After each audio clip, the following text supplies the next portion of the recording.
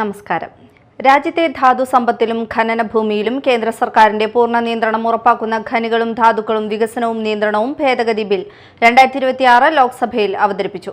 കേന്ദ്ര കൽക്കരി ഖനി മന്ത്രി ജി കിഷൻ റെഡ്ഡിയാണ് ബിൽ സഭയുടെ മുന്നിൽ വച്ചത്. കേന്ദ്ര സർക്കാരിന്റെ മുൻകൂറായുള്ള അനുമതിയില്ലാതെ സംസ്ഥാനങ്ങൾക്ക് ഖനന ഭൂമികളിലോ ധാതു അവകാശങ്ങളിലോ പുതിയ നികുതിയോ സെസ്സോ ചുമത്താൻ ഇനി സാധിക്കില്ല എന്നതാണ് ബില്ലിലെ പ്രധാന വ്യവസ്ഥ. രാജ്യത്തുടനീളം ഏകീകൃത നികുതി വ്യവസ്ഥ നടപ്പിലാക്കാനും നിക്ഷേപകർക്ക് സ്ഥിരതയുള്ള അന്തരീക്ഷം ഉറപ്പാക്കാനും ലക്ഷ്യമിട്ടാണ് ഈ നീക്കമെന്നാണ് കേന്ദ്രത്തിന്റെ വിശദീകരണം. ന്യൂസ് ടൈം ആരംഭിക്കുന്നു. ആദ്യം പ്രധാന തലക്കെട്ടുകൾ. മാള പള്ളിപ്പുറത്ത് വീട്ടുകിണറ്റിൽ അജ്ഞാതനെ മരിച്ച നിലയിൽ കണ്ടെത്തി. പള്ളിപ്പുറം കടവിൽ സഹീറിന്റെ വീട്ടിലെ കിണറ്റിലാണ് മൃതദേഹം കണ്ടെത്തിയത്. തൃശൂർ പുതുക്കാട് ദേശീയപാതയിലെ സർവീസ് റോഡിൽ നിർത്തിയിട്ട ചരക്ക് ലോറിയിൽ ഡ്രൈവറെ മരിച്ച നിലയിൽ കണ്ടെത്തി. പട്ടാമ്പി സ്വദേശി സുന്ദരനാണ് മരിച്ചത്. മരണകാരണം വ്യക്തമല്ല. മണലിപ്പുഴയിൽ ബുധനാഴ്ച അപകടത്തിൽപ്പെട്ട് ഒഴുകിപ്പോയ കാർ കണ്ടെത്തി. മടവാക്കര കാച്ചക്കടവിൽ നിന്ന് 200 മീറ്റർ മാറി പുഴയിലേക്ക് മറിഞ്ഞു വീണ പനയിൽ തടഞ്ഞു നിന്ന നിലയിലാണ് കാർ കണ്ടെത്തിയത്. വിശദമായ വാർത്തകളിലേക്ക്. മാള പള്ളിപ്പുറത്ത് വീട്ടുകിണറ്റിൽ അജ്ഞാതനെ മരിച്ച നിലയിൽ കണ്ടെത്തി. പള്ളിപ്പുറം കടവിൽ സഹീറിന്റെ വീട്ടിലെ കിണറ്റിലാണ് മൃതദേഹം കണ്ടെത്തിയത്. മരിച്ചയാളെ ഇതുവരെ തിരിച്ചറിഞ്ഞിട്ടില്ല. ഇന്ന് രാവിലെയാണ് വീട്ടുകാർ കിണറ്റിൽ മൃതദേഹം കണ്ടത്. വിവരമറിയിച്ചതിനെ തുടർന്ന് ഫയർഫോഴ്സ് സ്ഥലത്തെത്തി മൃതദേഹം പുറത്തെടുത്തു. മരിച്ചയാളെ ഇതുവരെ തിരിച്ചറിഞ്ഞിട്ടില്ല. സംഭവം അറിഞ്ഞ് മാള പോലീസ് സ്ഥലത്തെത്തി മേൽ നടപടികൾ സ്വീകരിച്ചു.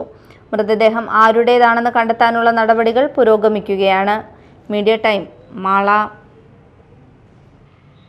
തൃശൂർ പുതുക്കാട് ദേശീയപാതയിലെ സർവീസ് റോഡിൽ നിർത്തിയിട്ട ചരക്ക് ലോറിയിൽ ഡ്രൈവറെ മരിച്ച നിലയിൽ കണ്ടെത്തി. പട്ടാമ്പി സ്വദേശി സുന്ദരനാണ് മരിച്ചത്. മരണകാരണം വ്യക്തമല്ല.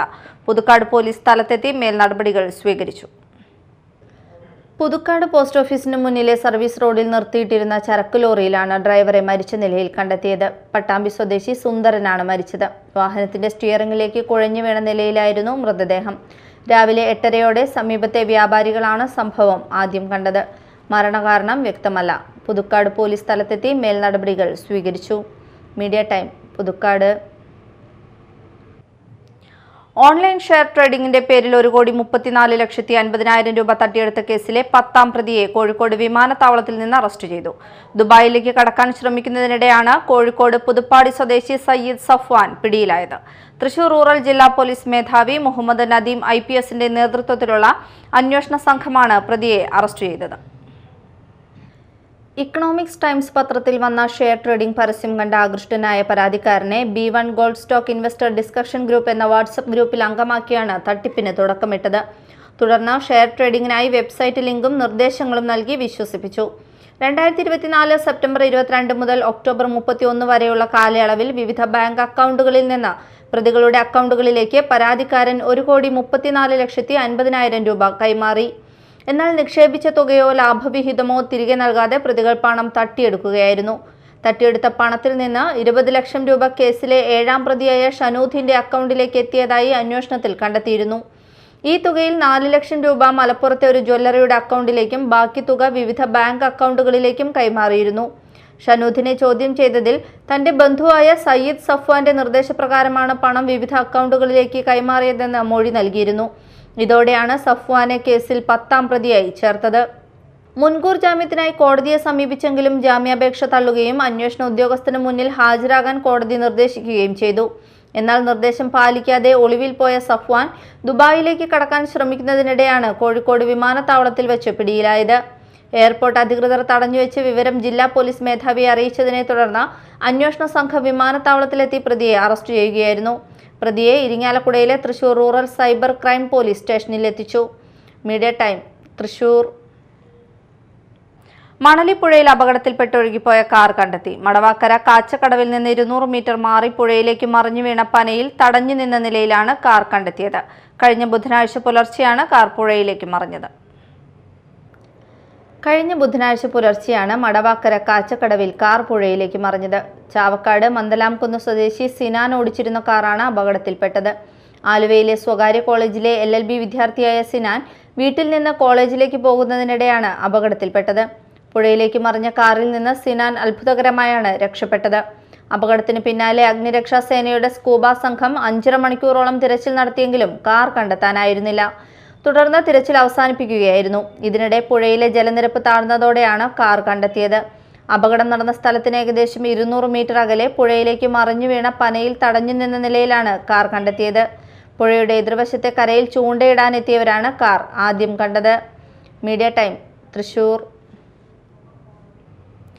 ഗുരുവായൂരിൽ വിവാഹ തിരക്കിന് പുതിയ റെക്കോർഡ്. ചിങ്ങത്തിലെ ആദ്യ ഞായറാഴ്ചയായ ഓഗസ്റ്റ് 23-ന് ഇതുവരെ ബുക്ക് ചെയ്തത് 377 കല്യാണങ്ങൾ.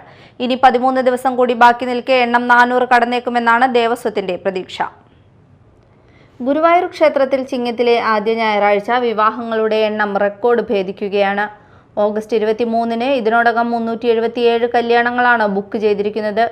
ബുക്കിംഗ് തുടരുന്നതിനാൽ എണ്ണം 400 വരെ എത്തുമെന്നാണ് ദേവസ്വം കണക്കുകൂട്ടുന്നത്. 2024 സെപ്റ്റംബർ 8-ന് നടന്ന 334 കല്യാണങ്ങളാണ് നിലവിലെ റെക്കോർഡ്. അന്ന് 350-ലേറെ വിവാഹങ്ങൾ ബുക്ക് ചെയ്തിരുന്നു. ഇത്തവണ തിരക്ക് നിയന്ത്രിച്ചും ചടങ്ങുകൾ മികച്ച രീതിയിൽ നടത്തിയും ഭക്തർക്ക് ബുദ്ധിമുട്ടുണ്ടാകാത്ത തരത്തിലുള്ള ക്രമീകരണങ്ങളാണ് ദേവസ്വം ഒരുക്കുന്നത്. ഇതിന്റെ ഭാഗമായി സ്ഥിരമായി ഉപയോഗിക്കാവുന്ന 5ാമത്തെ കല്യാണ മണ്ഡപവും സജ്ജീകരിക്കുന്നുണ്ട്. ചെന്നൈ സ്വദേശിയായ ഭക്തനാണ് മണ്ഡപം വഴിപാടായി നിർമ്മിച്ച് സമർപ്പിക്കുന്നത്. കോതച്ചിറയിലെ ശില്പി സുധിൽ കുമാറിന്റെ നേതൃത്വത്തിലാണ് മണ്ഡപത്തിന്റെ നിർമ്മാണം. മരപ്പണികൾ പൂർത്തിയായ മണ്ഡപം അടുത്ത ദിവസം ഗുരുവായൂരിലെത്തിച്ച് കൂട്ടിച്ചേർക്കും. ചിങ്ങം 1-ന് മണ്ഡപം സ്ഥാപിക്കും. നിലവിലുള്ള 4 മണ്ഡപങ്ങൾക്ക് പുറമെ സ്ഥിരമായി ഉപയോഗിക്കാവുന്ന ഈ പുതിയ മണ്ഡപം 1-ാം നമ്പർ മണ്ഡപമായിരിക്കും. നിലവിൽ 200-ലേറെ കല്യാണങ്ങൾ ബുക്ക് ചെയ്യുമ്പോൾ താൽക്കാലികമായി ഒരു മണ്ഡപം കൂടി സജ്ജീകരിക്കാറുണ്ട്. എന്നാൽ ഇത്തവണ ഒരുക്കുന്ന 5ാമത്തെ മണ്ഡപം സ്ഥിരം സംവിധാനമായിരിക്കും. Media time, Guruvayur.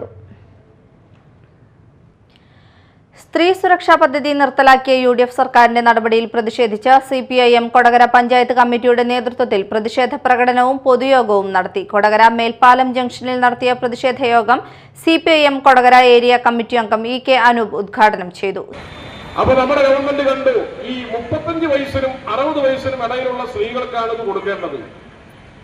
പദ്ധതി നടപ്പിലാക്കാൻ കുറച്ച് വൈകലുണ്ടായി. നമ്മളതിനൊരു കമ്മീഷൻ നിശ്ചയിച്ചു. കാരണം ഈ പ്രിയദർശനിയിൽ സൗജന്യ യാത്ര പ്രഖ്യാപിച്ച പോലെ ആലോചനയില്ലാണ്ട് ഈ പെൻഷൻ പ്രഖ്യാപിക്കാൻ കഴിയില്ല. കാരണം എന്താ, എല്ലാ സ്ത്രീകൾക്കും കൊടുക്കാൻ കഴിയും. കൊടകര വില്ലേജ് ഓഫീസുണ്ട്, വില്ലേജ് ഓഫീസർ വരികയോ അവർക്ക് ഈ പെൻഷൻ കൊടുക്കേണ്ട കാര്യം എന്താണ്? CPIM കൊടകര ലോക്കൽ സെക്രട്ടറിമാരായ KD അപ്പച്ചൻ, അൻവർ സാദിഖ്, ഏരിയ കമ്മിറ്റി അംഗം KC ജെയിംസ്, CM ബബീഷ് എന്നിവർ സംസാരിച്ചു. പ്രധാന വാർത്തകൾ ഒരിക്കൽ കൂടി. മാള പള്ളിപ്പുറത്ത് വീട്ടുകിണറ്റിൽ അജ്ഞാതനെ മരിച്ച നിലയിൽ കണ്ടെത്തി. പള്ളിപ്പുറം കടവിൽ സഹീറിന്റെ വീട്ടിലെ കിണറ്റിലാണ് മൃതദേഹം കണ്ടെത്തിയത്. തൃശൂർ പുതുക്കാട് ദേശീയപാതയിലെ സർവീസ് റോഡിൽ നിർത്തിയിട്ട ചരക്ക് ലോറിയിൽ ഡ്രൈവറെ മരിച്ച നിലയിൽ കണ്ടെത്തി. പട്ടാമ്പി സ്വദേശി സുന്ദരനാണ് മരിച്ചത്. മരണകാരണം വ്യക്തമല്ല. മണലിപ്പുഴയിൽ ബുധനാഴ്ച അപകടത്തിൽപ്പെട്ട് ഒഴുകിപ്പോയ കാർ കണ്ടെത്തി. മടവാക്കര കാച്ചക്കടവിൽ നിന്ന് 200 മീറ്റർ മാറി പുഴയിലേക്ക് മറിഞ്ഞു വീണ പനയിൽ തടഞ്ഞു നിന്ന നിലയിലാണ് കാർ കണ്ടെത്തിയത്. ഇതോടെ ന്യൂസ് ടൈം സമാപിച്ചു. നമസ്കാരം.